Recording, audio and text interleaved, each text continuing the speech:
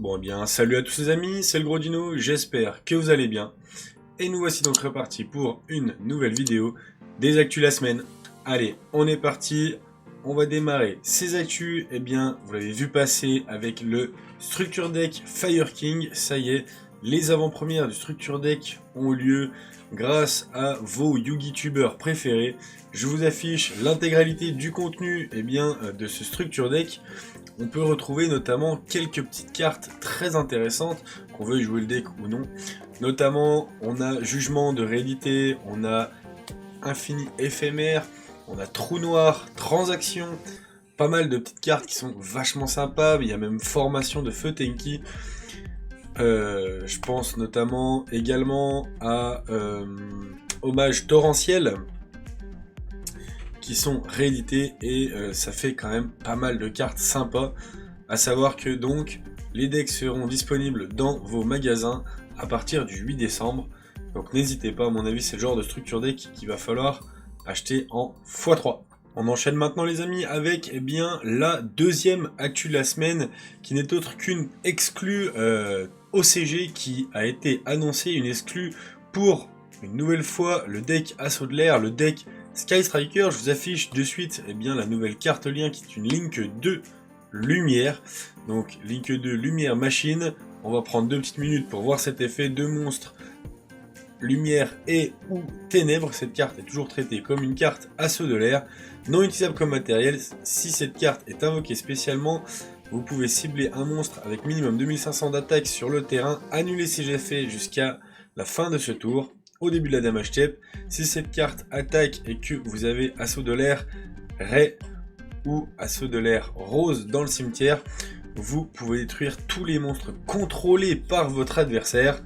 Vous pouvez invoquer spécialement la carte qu'une seule fois par tour, la carte qui dit juste littéralement que c'est un trou noir sur pattes, surtout que dans le deck Sky Striker c'est assez simple d'avoir l'une ou l'autre dans le cimetière. Honnêtement, on en parlait la semaine dernière, encore du support pour le deck SS. Je pense vraiment que le deck va finir par revenir sur le devant de la scène, puisque là en plus c'est une carte qui est vraiment très très sympathique et qui, ma foi, risque encore une fois d'apporter un peu de upgrade au deck. Donc en espérant que ça arrive rapidement chez nous en TCG, puisque c'est une exclue OCG. On sait que les exclus, en général, elles arrivent soit en fin d'année dans les Tin Box, ou alors au compte-gouttes tout au long de l'année. On va espérer que cette carte mette pas trop de temps à arriver, puisque le deck Sky Striker va clairement avoir un up de puissance grâce aux nouvelles sorties. Bon les amis, on va terminer avec la dernière actu de la semaine, une actu qui me tient à cœur puisque ce week-end il y avait le WCQ de Sœur organisé par New Games Info. Évidemment j'étais sur place avec mon ami Wingman pour couvrir l'événement. D'ailleurs je remercie toutes les personnes qui sont passées nous voir en stream ou même qui étaient présents lors de l'événement et qui sont passées nous faire un petit coucou. On va attaquer de suite le débrief de l'événement. C'est notre ami Lucas Lancelot qui finit premier avec le deck Secours AS, donc félicitations à lui. Il me semble qu'il finit en X01, c'est-à-dire qu'il a fait qu'une seule draw lors de cet événement. Il n'a jamais perdu, donc c'est incroyable et c'est une très bonne performance vu les noms qu'il y avait lors de ce tournoi.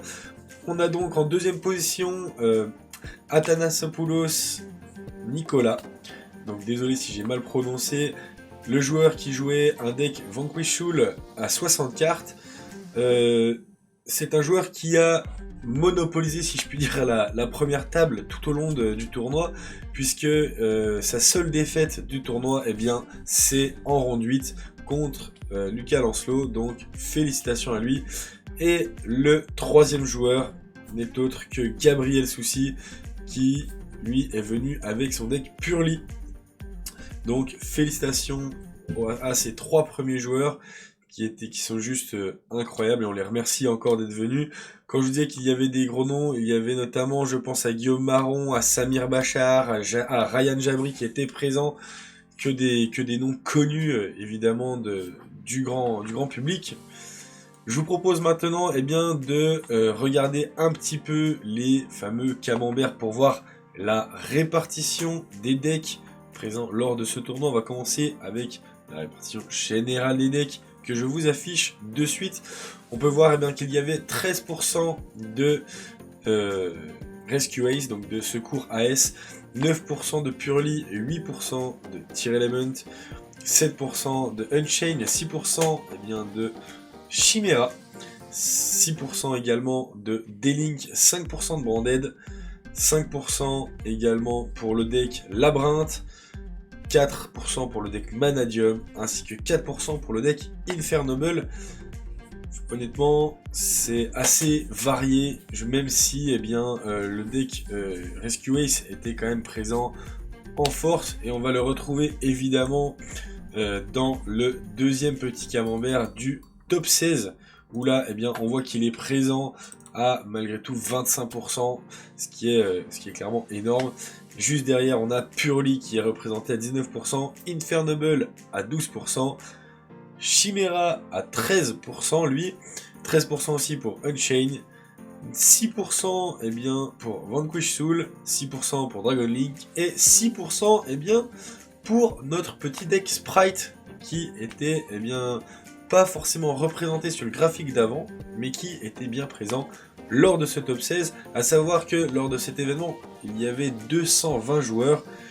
Si vous voulez bien évidemment plus de renseignements, si vous avez des questions sur l'événement, comment ça s'est passé, l'organisation et tout ça, je vous invite à nous rejoindre sur notre débrief complet sur notre chaîne Twitch qui sera évidemment en description, Lastego.